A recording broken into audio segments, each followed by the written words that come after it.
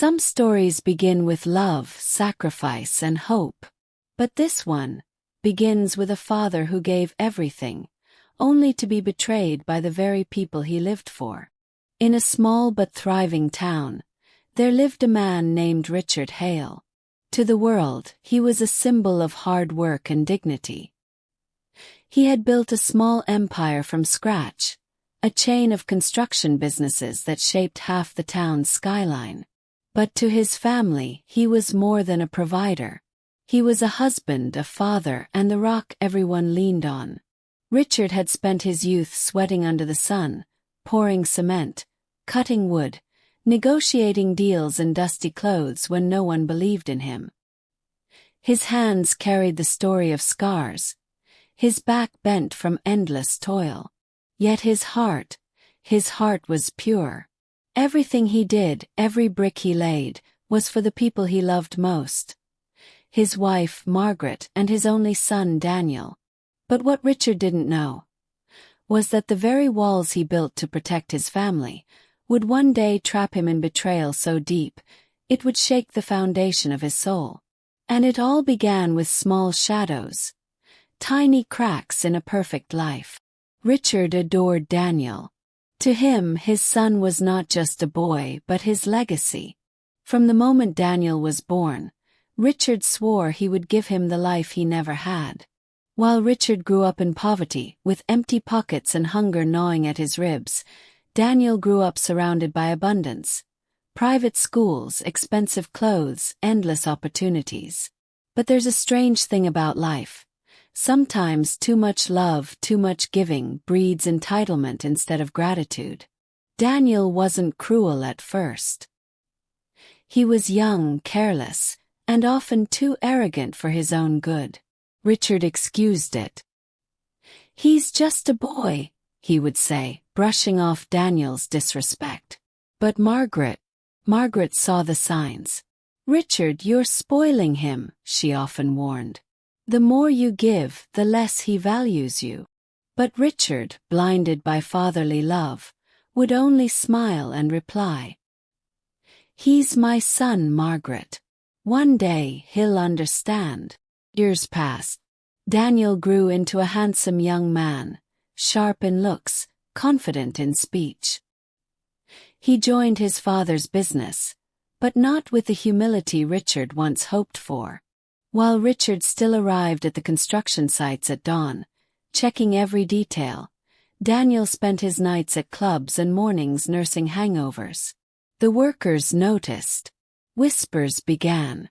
They compared the sweat of the father to the arrogance of the son. Yet Richard defended him always. "He'll learn," he insisted. "One day he'll carry my name with pride." But pride was already Daniel's downfall. What Richard didn't know was that the boy he raised, the heir he loved, was already slipping into the dangerous grip of greed. It started with money missing from the company's accounts. Small amounts at first easy to overlook. Then lavish expenses appeared. Cars, jewelry, trips Daniel claimed were for business. Richard ignored the signs, telling himself it was just youthful recklessness. Until one night, Richard overheard a conversation he was never meant to hear. It was past midnight when he returned to the office to fetch forgotten papers.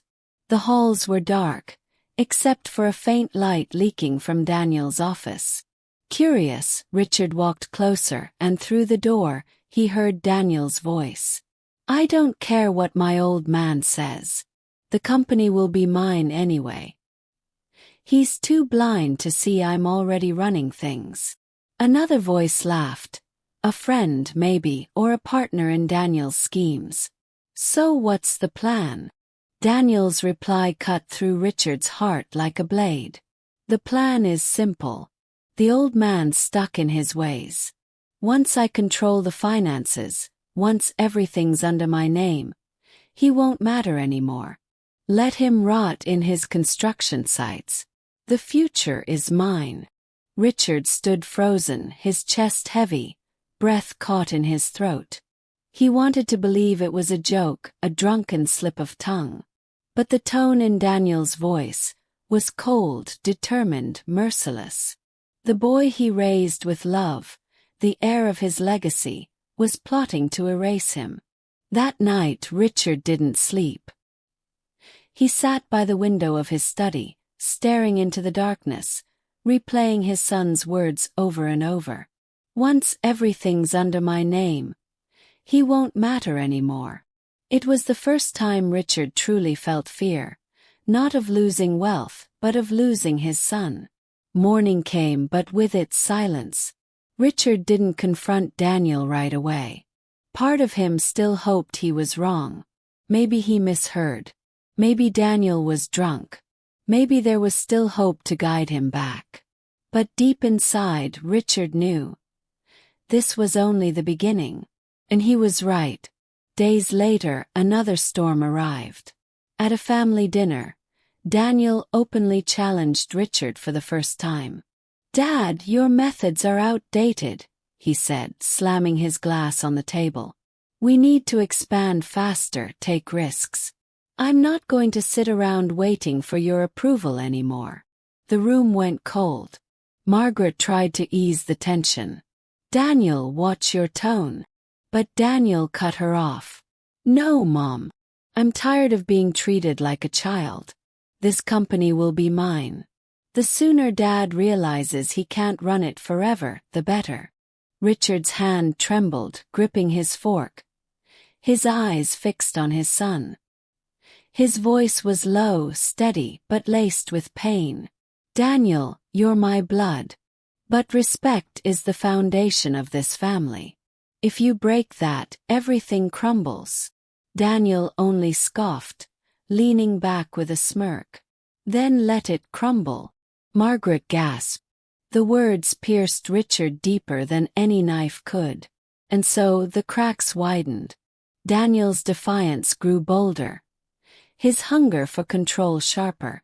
Richard's silence, his endless patience, only fueled the fire. But what Richard didn't realize was that betrayal doesn't strike in one blow. It creeps in, slowly, feeding on trust until it rots everything from within. This was just Act 1. The calm before the storm. Because soon Richard's world would shatter in ways he never imagined. And the people he trusted most would be the ones to destroy him. Betrayal never happens in silence. It whispers at first like a distant storm. Until one day it crashes down, destroying everything in its path.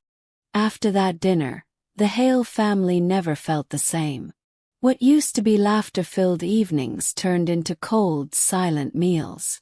Richard often stared at his son across the table, wondering when the boy he loved had vanished. Margaret, torn between her husband and son, tried desperately to bridge the gap. But Daniel had already drifted too far. It wasn't just about power anymore. It was about greed. At the company office, Daniel started making moves behind Richard's back. He forged partnerships without approval, signed risky deals, and withdrew large sums of money, masking them under business expenses. He knew his father trusted him too much to question every signature. But whispers began to spread. Employees noticed Daniel arriving in luxury cars, throwing parties in expensive hotels, while projects suffered from lack of funds. Suppliers complained of delayed payments. Richard began receiving letters, invoices, angry calls that made no sense. First he brushed it off. "Accounting errors," he told himself. But deep inside, suspicion gnawed at him. One afternoon, he walked into Daniel's office unannounced. Papers were spread across the desk, contracts signed in haste. And there, at the center, was a document that froze Richard's blood. Transfer deed. Daniel was trying to shift ownership of one of their prime construction sites under his personal name, without Richard's consent. "Daniel, what is this?" Richard's voice cracked as he picked up the papers. Daniel didn't even flinch. He leaned back, smirking. Exactly what it looks like. I'm preparing for the future. You've run this company long enough. Times are changing. And frankly, Dad, so should you. Richard's hand shook. This company, it's not just mine. It's our legacy. You don't just take it for yourself.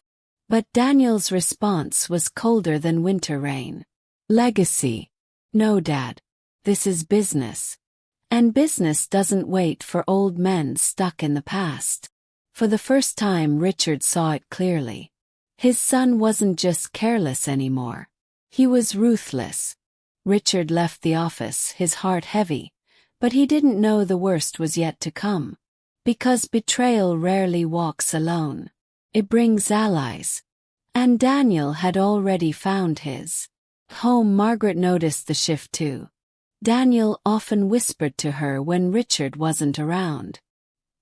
He spoke of expansion, of opportunities, of how Richard's old-fashioned stubbornness was ruining everything.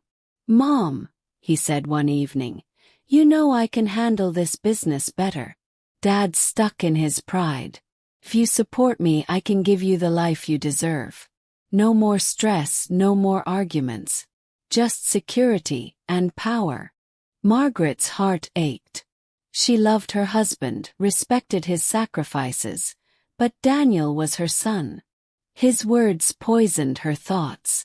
Was Richard truly holding him back? Was his old-school mindset suffocating their future? She didn't betray Richard openly, not yet. But seeds of doubt had been planted in her heart. And Daniel knew exactly how to water them. But Daniel wasn't working alone. By his side was Victor Crane, a slick, silver-tongued businessman who had been circling the Hale family for years. Richard never trusted him.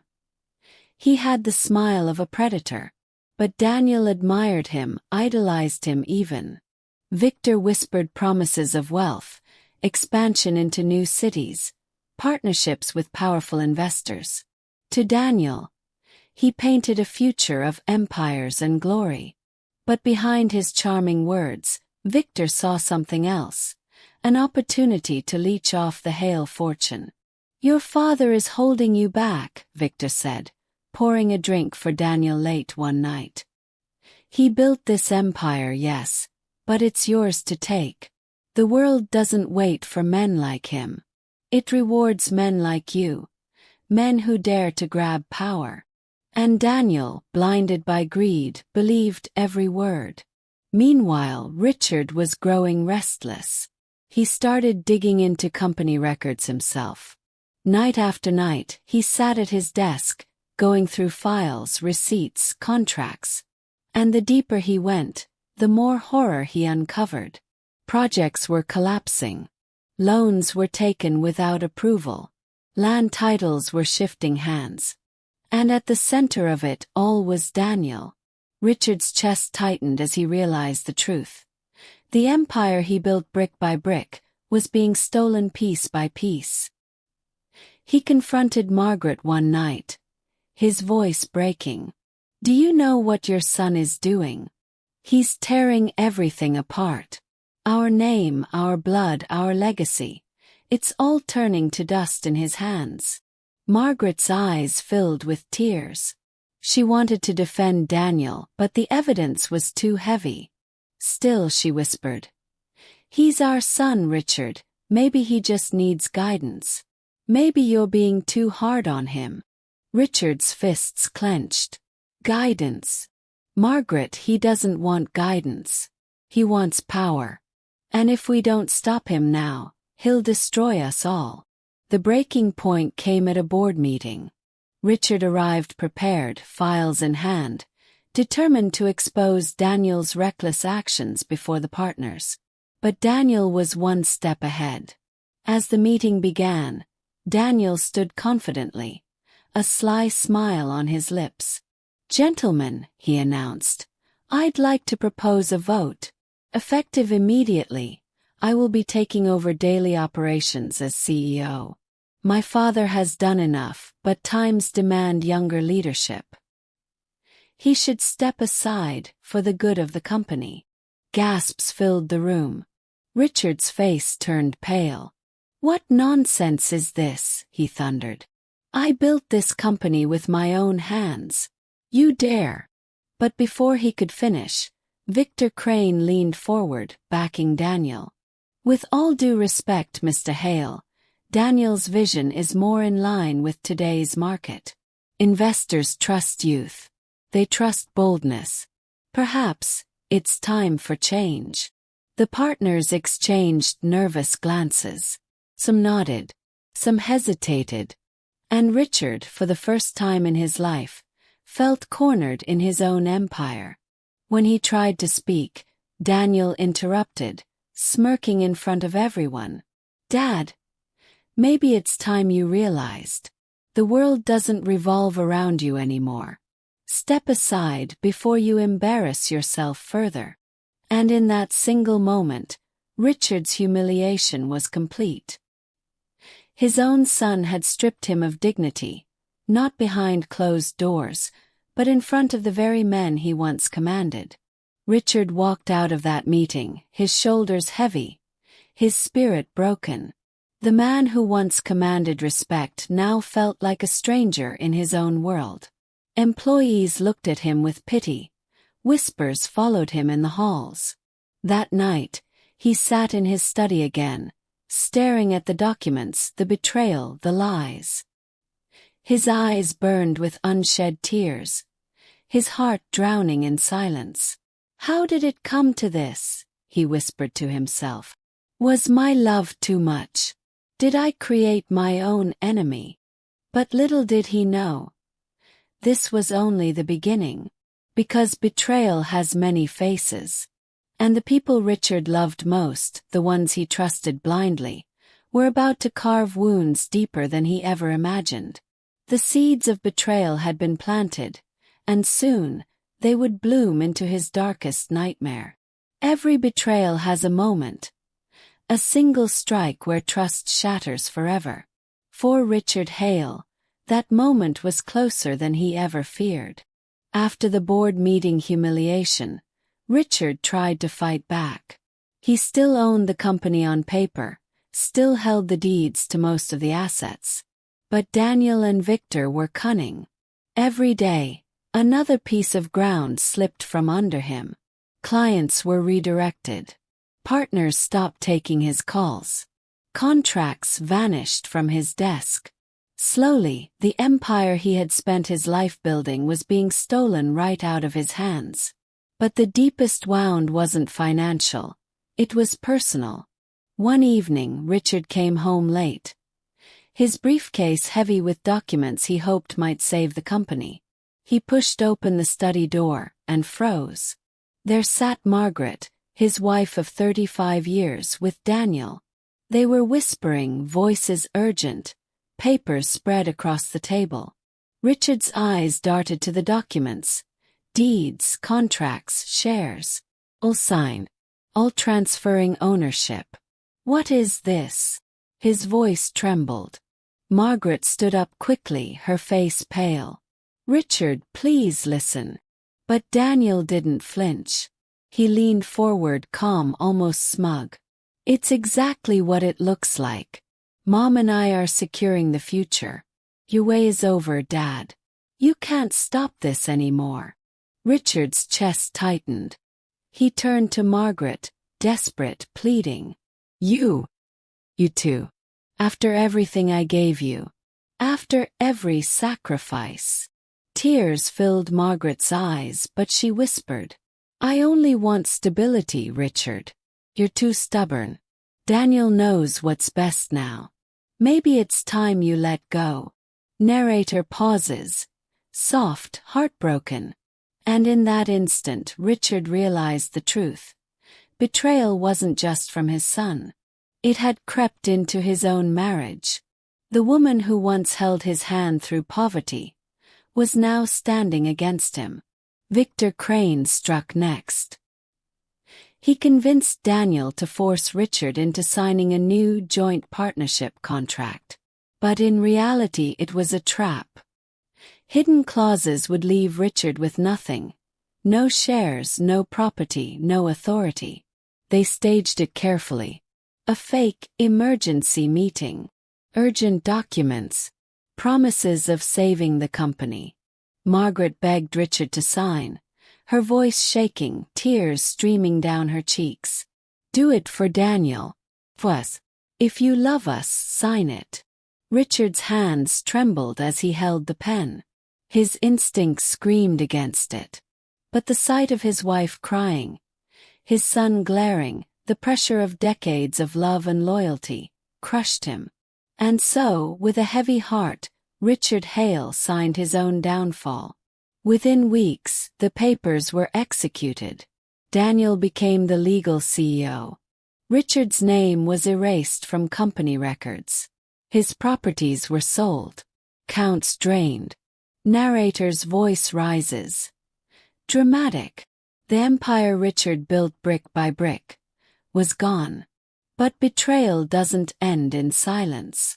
Demands spectacle. The following month, a public press conference was held. Richard expected it to be about new company ventures. Instead, Daniel walked on stage, Margaret and Victor by his side, flashing smiles for the cameras. "I want to thank my father for his years of service," Daniel announced. "But today I take full responsibility as the new CEO. The Hale legacy is in my hands now. And together with our partners, we'll lead it into a brighter future." The crowd erupted in applause. Cameras flashed. Richard stood in the back, forgotten, unacknowledged. Not even his name was spoken. And in that blinding light of celebration, Richard realized he was no longer part of his own legacy. He was an outcast. Days later, Richard returned to the company office, determined to retrieve his belongings. But when he walked in, security guards stopped him at the door. "I'm Richard Hale," he growled. "This is my office." The guards exchanged nervous glances. Then one muttered, "Orders from Mr. Daniel Hale, sir. You're not allowed inside anymore." Richard's fists clenched. His face burned with humiliation as employees gathered, whispering, watching their once mighty leader turned away like a stranger. He stood there for a moment, his breath ragged, his heart in pieces. Then, without a word, he walked out. That night, Richard sat alone in his empty study, staring at the bare shelves where his awards and photos once stood. Tears rolled down his cheeks as he whispered to himself, "Everything I built, everything I gave, gone." But Daniel wasn't done. Betrayers rarely stop at victory. They crave complete destruction. One evening, Richard received a letter. Not a warm invitation, not a family note. It was a legal notice. Daniel had officially evicted his father from the family home. The house Richard bought with his first fortune, the home where Daniel grew up, where every memory was carved into its walls, was no longer his. Margaret stood by Daniel's side, silent, her eyes avoiding Richard's. "You can't do this," Richard whispered. "This is my home." Daniel's voice was ice. "Not anymore. You signed it all away. You're nothing now, Dad. Nothing." And with those words, Richard Hale, once a respected patriarch, a man who gave his life to his family, was cast out onto the streets, stripped of everything. Richard found himself living in a small rented apartment on the edge of town. No servants, no riches, no family dinners. Just silence. Silence and memories that cut deeper than knives. Every night, he replayed the betrayals. His son's mocking smile. His wife's trembling hand as she pushed him to sign. Victor's sly eyes in the shadows. And in that silence, Richard asked the question every betrayed soul asks. Why? Why did the people I loved most choose to destroy me? But the universe doesn't answer with words. It answers with time. And Richard's time of pain was slowly turning into something else. Because in that broken apartment, in the ashes of his life, Richard discovered a truth stronger than betrayal. A truth that would one day fuel his revenge. The breaking point had come. Richard Hale had lost everything. His company, his wealth, his home, his family. But what Daniel didn't know was that a father's silence can be the most dangerous weapon of all. When a man loses everything, it isn't the money or the home that breaks him. It's the silence. The empty chair at the dinner table. The faces of those who once loved him, now turned away. Richard Hale's world had crumbled. The empire he built was gone. His home stolen. His wife standing with the betrayers. His son now a king of ashes. And so, Richard lived in a small, dim apartment on the edge of town. Single bed. Cracked mirror. A table where unpaid bills piled high. For a man who once commanded boardrooms and construction empires, the silence of that apartment was louder than any applause he had ever received. Every morning, he rose before dawn out of habit, as if to head to work. But there was no work, no company, no office, just a man staring at faded photographs of a life that no longer existed. Word of Richard's downfall spread quickly. In business circles, he became a cautionary tale. The old man who lost everything to his own son. At grocery stores, whispers followed him. That's Richard Hale, isn't it? The one his son pushed out. Imagine raising a child only to be destroyed by him. Once, at a cafe, he overheard laughter from a nearby table. Investors who once begged for his time now mocked his downfall.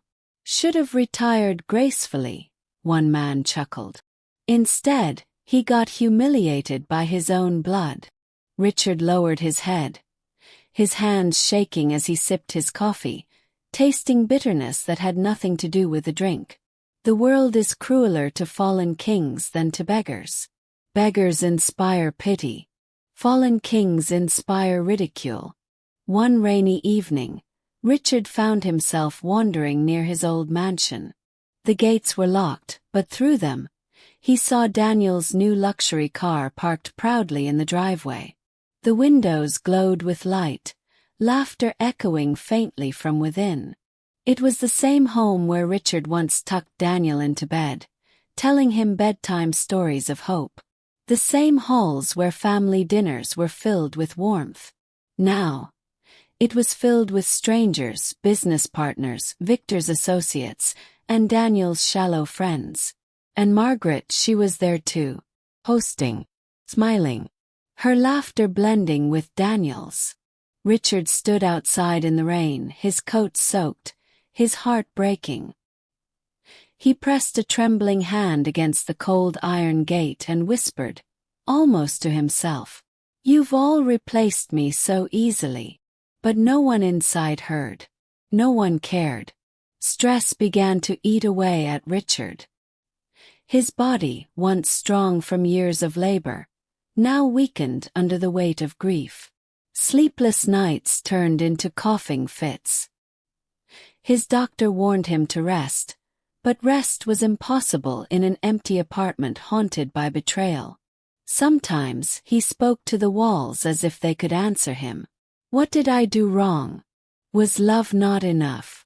Was sacrifice never enough? His voice echoed back, hollow and cruel. The greatest pain for a father is not death. It's living long enough to see his family destroy him. Yet, in that abyss, Richard found a flicker of light. His old friend, Samuel, a retired foreman who once worked by his side, came to visit. Unlike others, Samuel didn't come for gossip or pity. He brought groceries, sat quietly, and listened. "Richard," Samuel said softly one evening, "you gave this town everything. Don't let them take your dignity too." But Richard shook his head. "Dignity? Samuel, I have nothing left. Even my wife turned her back on me." Samuel placed a firm hand on his shoulder. You may have nothing now, but you still have the truth.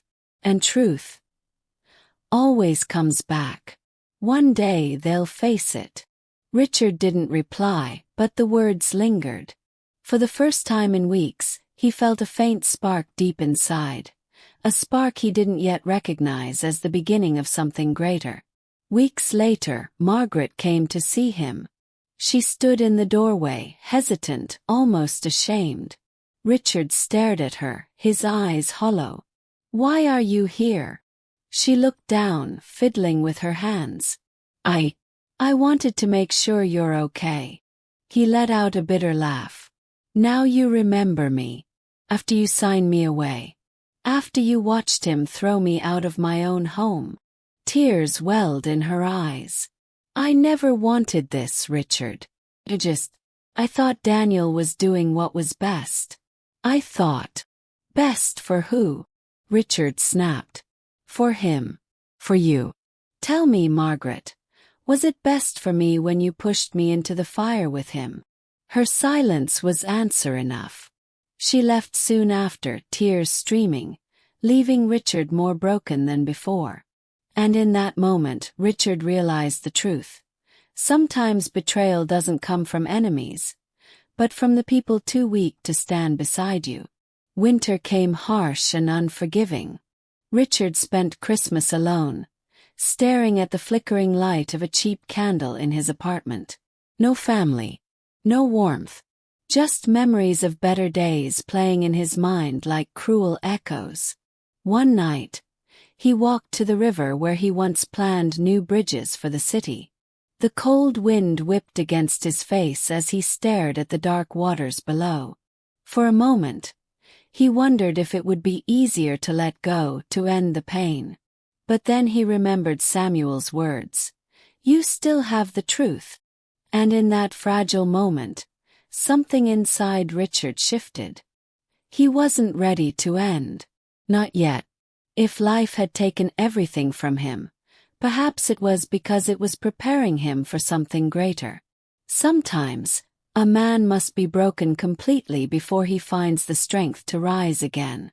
Richard returned to his apartment, drenched in cold, his mind spinning.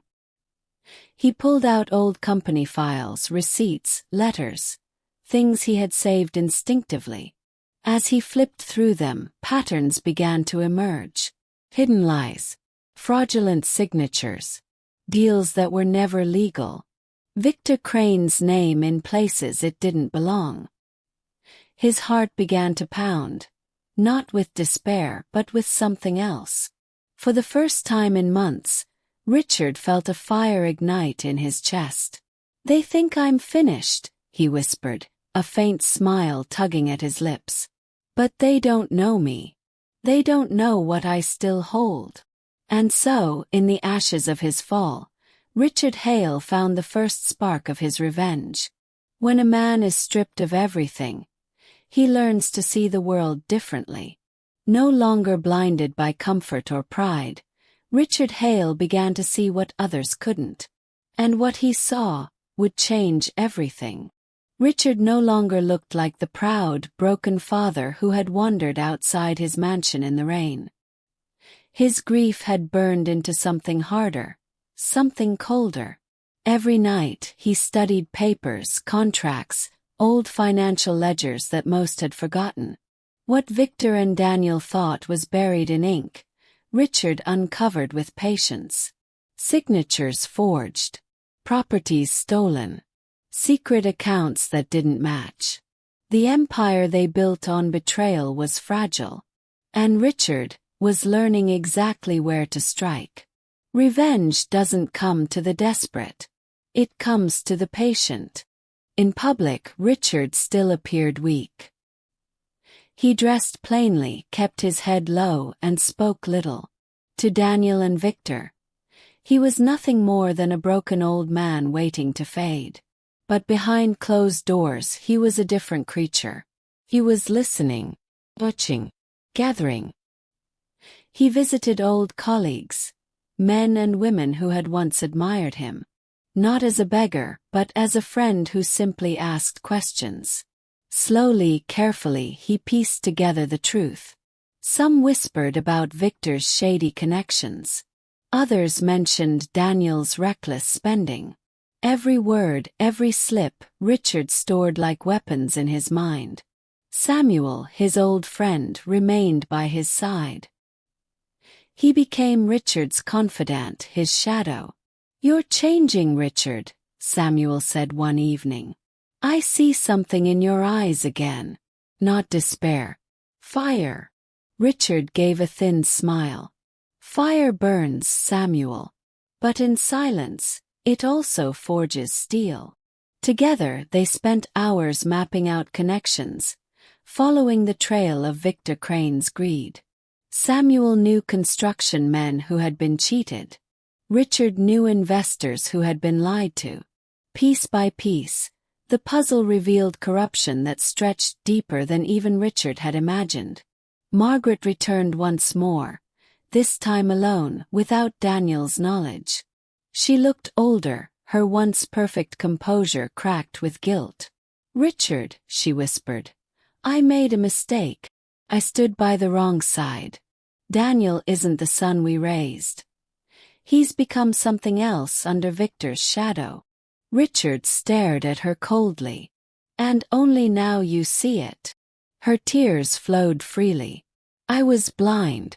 I thought siding with him meant survival. But I see now, it meant betrayal. Can you ever forgive me?" Richard's silence was heavy. Forgiveness was not in his heart. Not yet. But he saw something useful in her shame. She still had access to Daniel's home, his documents, his schedule. And guilt makes people vulnerable. Sometimes, even a betrayer can become a weapon, if you know how to use their guilt. Richard began to appear in places Daniel never expected. A hotel lobby, a restaurant, a boardroom hallway. Always in the background, always silent. Daniel noticed. He snapped at Victor one evening. "Why does he keep showing up? He's nothing. Just an old man.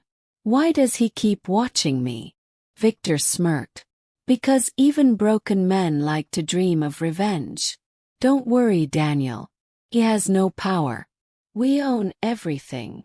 But Victor was wrong. Richard wasn't powerless. He was invisible. And invisibility is the sharpest blade. Late one night, Richard arranged a quiet meeting with two investors Daniel had betrayed. They arrived bitter, angry, their trust long shattered. "Why should we trust you?" one demanded. "Your son stole from us just as much as Victor did." Richard leaned forward, his voice steady. "Because I didn't betray you. He did. And I can prove it."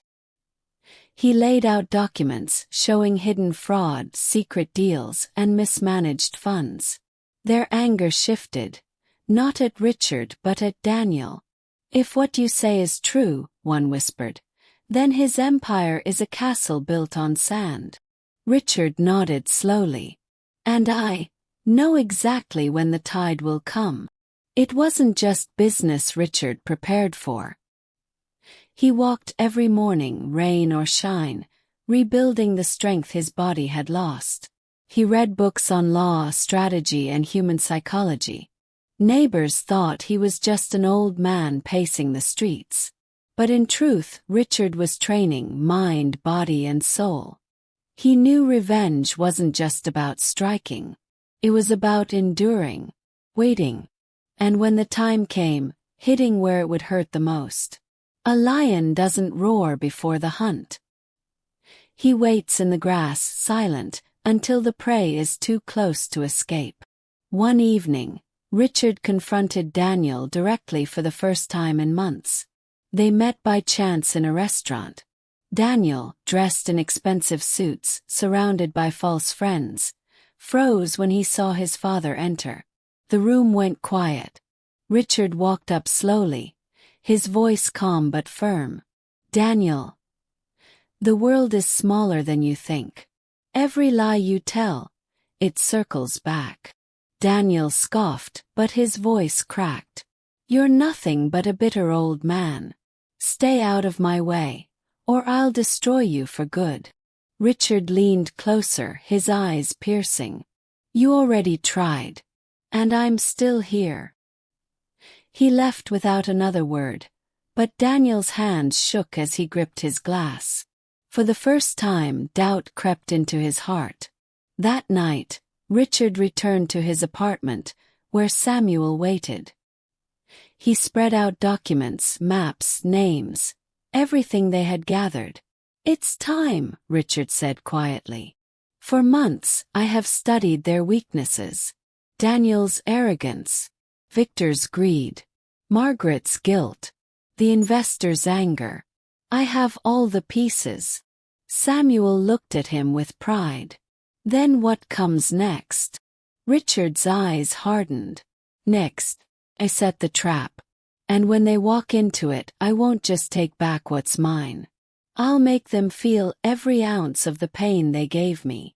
Richard Hale was no longer the man who had lost everything. He was a man reborn in fire, sharpened by betrayal.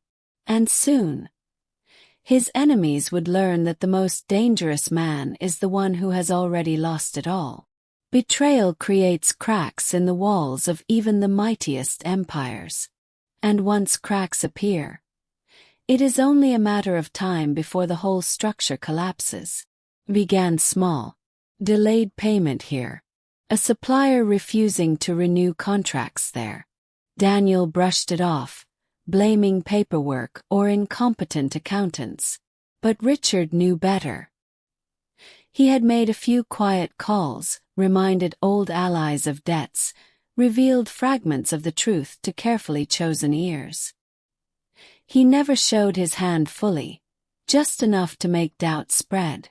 In the business world, doubt is poison, and poison spreads fast. Daniel stormed into Victor Crane's office one morning, slamming a stack of papers on the desk. Another investor pulled out. "That's the third this month. What the hell is going on, Victor?" Victor leaned back in his chair, calm as ever. "Business is business. Some men have no stomach for risk. Forget them, we'll find others." But Daniel wasn't convinced. For the first time, he saw uncertainty flicker in Victor's eyes. And it unsettled him more than the losses themselves. Margaret watched her son grow more unstable by the day. Once proud of his confidence, now she saw only arrogance rotting into paranoia. "Mother," Daniel snapped one evening, "have you spoken to Father lately?" She froze. "No, why would I?" Daniel narrowed his eyes. "Because I've seen him. He's been watching me, following me. He shows up at the most random places. And people are listening to him again." Margaret tried to calm him. "You're imagining things." But deep down she knew he wasn't. Richard's silence carried more weight now than Daniel's shouting. Victor Crane, too, was beginning to feel the ripples. A city official he thought loyal suddenly rejected a bribe. A contractor refused to sign with him. Whispers followed him into every room. Rumors of fraud, corruption, theft. Victor wasn't afraid of rumors. He had buried dozens before. But these felt different, more precise, more dangerous. Someone was aiming them like arrows. He poured himself a glass of whiskey and muttered, "The old man. He's not as broken as he looks." Behind the scenes, Richard continued weaving his web. With Samuel's help, he filed anonymous reports to financial authorities, leaking carefully chosen documents. He fed journalists scraps of truth, just enough to raise questions but not enough to trace back to him. Every strike was invisible, every wound small but deep. And Daniel, with his hot temper, reacted exactly as Richard predicted, rashly, publicly, digging his own grave. One evening, Daniel hosted a lavish dinner for investors, trying to prove his empire was still untouchable. The wine flowed, the music echoed, But behind the smiles, tension buzzed. Halfway through, a bold investor raised a glass and said loudly, "Daniel, is it true that your father built this empire, and you, well, are just enjoying the leftovers?" Laughter rippled around the table. Daniel's face burned crimson. He slammed his glass down, nearly shattering it. "My father is irrelevant. This is my empire now." But in that moment everyone saw it. His insecurity, his rage. And just like that, the image of control cracked. Late that night, Margaret visited Richard again, shaken. "He's unraveling," she whispered. "Every time he speaks of you, he loses control. You've gotten under his skin." Richard studied her. "And where does your loyalty lie now, Margaret? With your son, or with the truth?" She wept softly. "With the truth.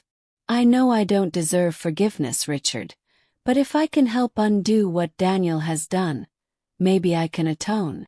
Richard's eyes softened for a moment, but only for a moment. "Then help me. Bring me what Daniel hides. Every paper, every secret.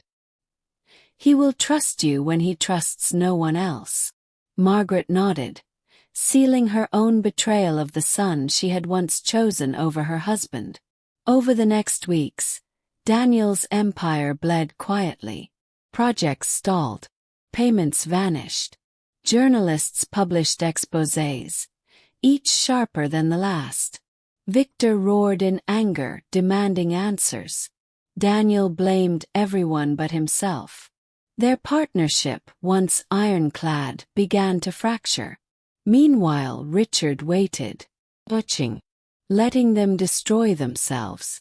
Sometimes revenge doesn't require a blade. Sometimes it only requires patience and truth. One fateful evening, Daniel confronted his father directly. He found Richard sitting alone in a small cafe, sipping black coffee as if he had no care in the world. "You think you're clever, don't you?" Daniel hissed, leaning across the table. "You think you can take back what's mine?" Richard didn't even flinch. He looked up slowly, his eyes steady. "It was never yours, Daniel. You stole it. And what is stolen never lasts." Daniel slammed his fist on the table, drawing stares. "I'll destroy you, father. I'll bury you for good."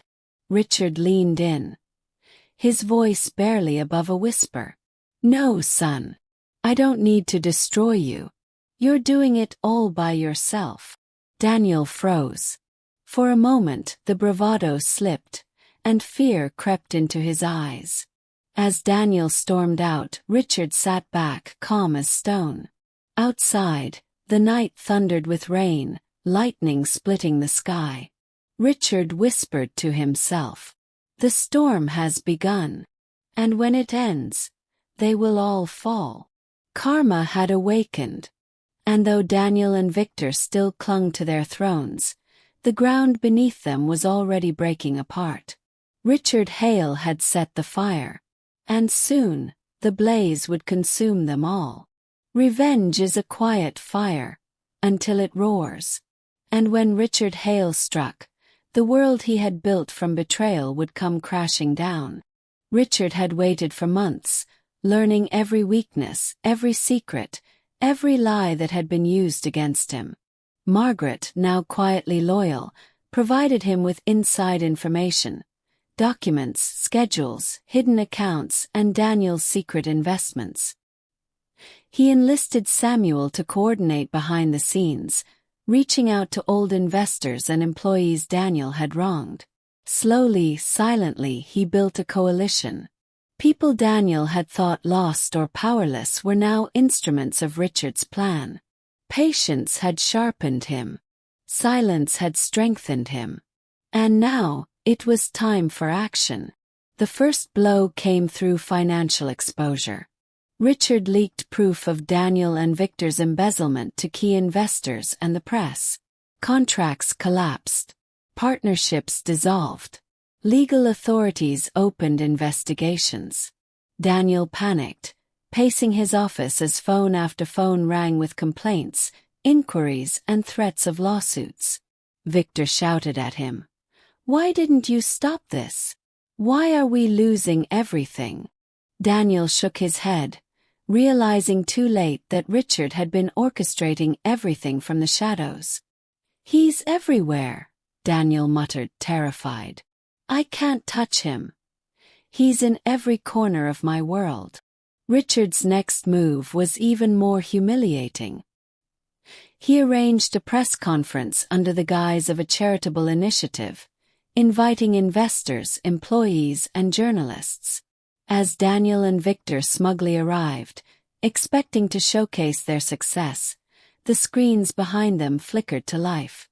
Financial reports, bank statements, contracts with forged signatures, emails proving Daniel's lies. The room went silent. Shocked whispers filled the air. Cameras flashed as journalists recorded the evidence. Richard stepped onto the stage, calm, composed, every inch the father they had underestimated. "For years I trusted my son and my partner," he began, his voice steady. "And for years they betrayed me, the company, and everyone who believed in us. Today, the truth is finally visible." Daniel's face went pale. Victor's jaw tightened. The investors gasped. The empire they had stolen from him was crumbling, and Richard was standing at the center, unbroken, commanding the ruin they had built. Daniel tried to speak, to argue, to deny, but every word fell flat. Evidence and witnesses contradicted him at every turn. He shouted at his father, "This isn't fair.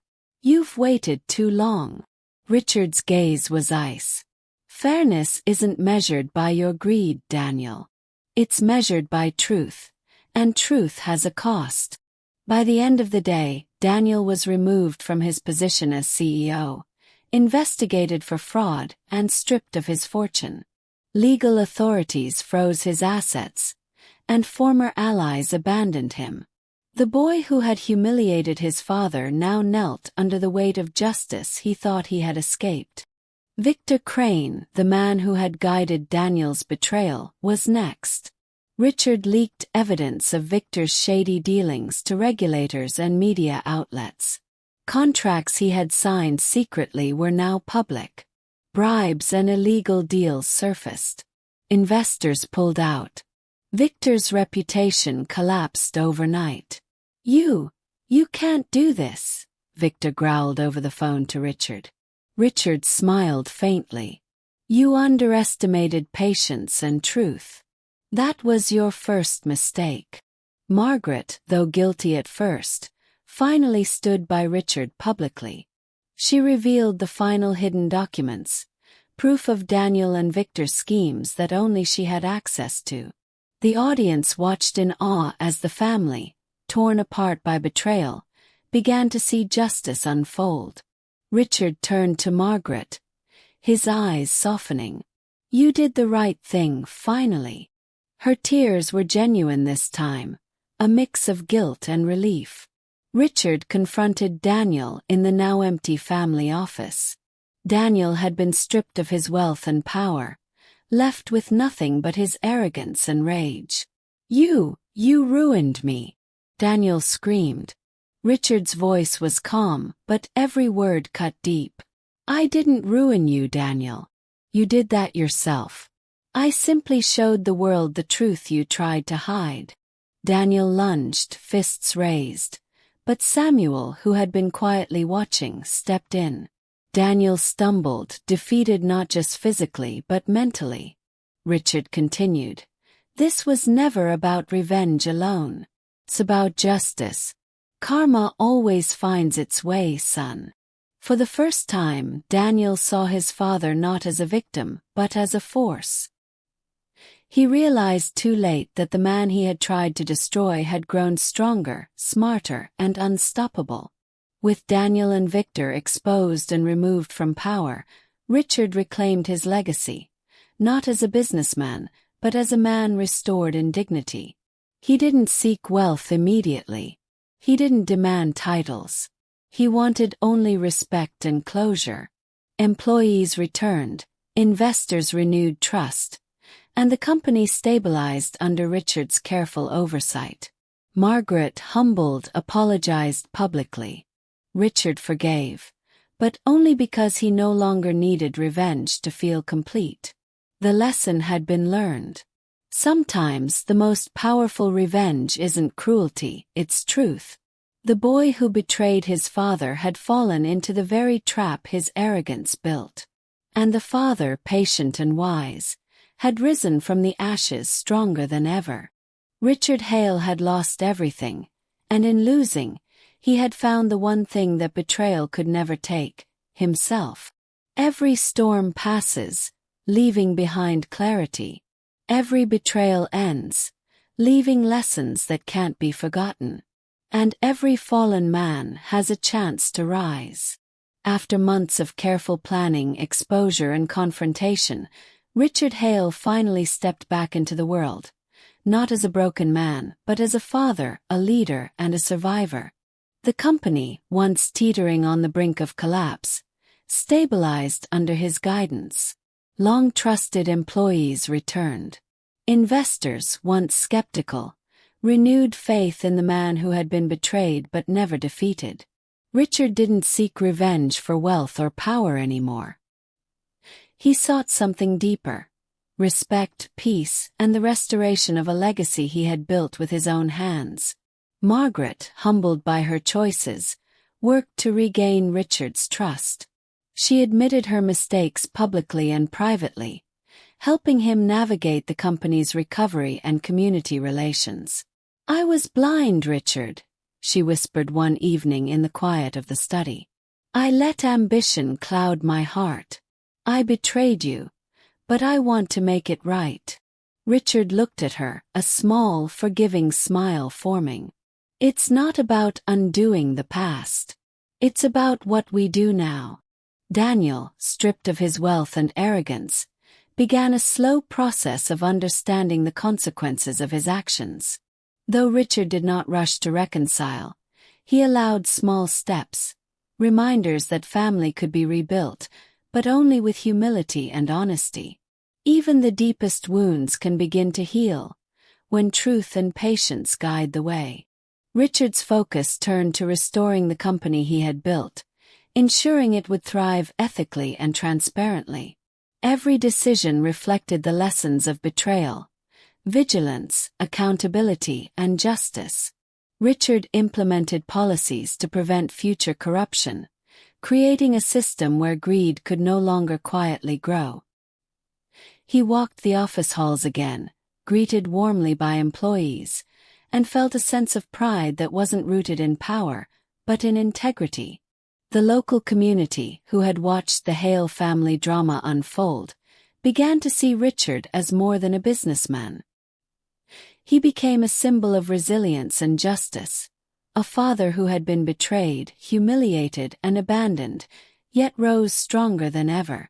Local media interviewed him, not as a scandal, but as a man who had endured and triumphed. People admired his patience, his wisdom, and the way he had chosen truth over anger, justice over cruelty. Sitting alone one evening, Richard reflected on the journey, the betrayals, the humiliation, the near collapse of his life. He realized that every moment, even the darkest, had taught him something invaluable. "Pain is inevitable," he whispered to himself, "but suffering is a choice. I chose to rise." He looked at photographs of his family, old and new, realizing that true legacy wasn't about wealth or empire. It was about the lessons, the love, and the honor one leaves behind. Richard Hale had lost almost everything, but in that loss, he found clarity, strength, and the true measure of a father's love. Richard invited Daniel and Margaret to the restored family home for a quiet dinner, not to relive the past, but to celebrate new beginnings. Daniel, humbled, approached his father. "I don't deserve this, but I want to start over if you'll let me." Richard nodded slowly. It's not about deserving. It's about choosing to do right. We rebuild together carefully. Margaret, tearful, held Richard's hand. I will never betray you again, Richard. I promise. The family, once torn by betrayal, sat together in quiet reflection. No words could erase the pain, but a foundation of honesty and respect had been laid. Richard looked around at the company, the family, and the life he had fought to restore. Everything he had endured, the betrayal, the loss, the humiliation, had forged him into a man of patience, wisdom, and strength. He realized, revenge had not been about cruelty, had been about justice. Karma had been patient, but it had arrived. Richard Hale had been betrayed, abandoned, and broken. Yet he emerged stronger, wiser, and more determined than ever. A father's legacy isn't measured by wealth or power, but by resilience, integrity, and the truth that even betrayal cannot destroy. The empire was restored, the family cautiously mending, and Richard Hale finally found peace. Betrayal had tested him, but it could never take away his strength. And in that, the true legacy of a father lived on. Richard Hale's story proves one thing. Betrayal may destroy everything you own, but it can never destroy your spirit. His journey from heartbreak to ultimate revenge shows the power of patience, strategy, and truth. If you felt the sting of betrayal today, or were moved by Richard's courage, comment, "Justice served," below. I read every response. And remember, every family has secrets, every betrayal has a price, and every father has a strength you don't want to underestimate. Subscribe now and turn on notifications for more gripping, emotional stories of family betrayal, revenge, and karma. Because the next story might hit closer to home than you think. Asterisk.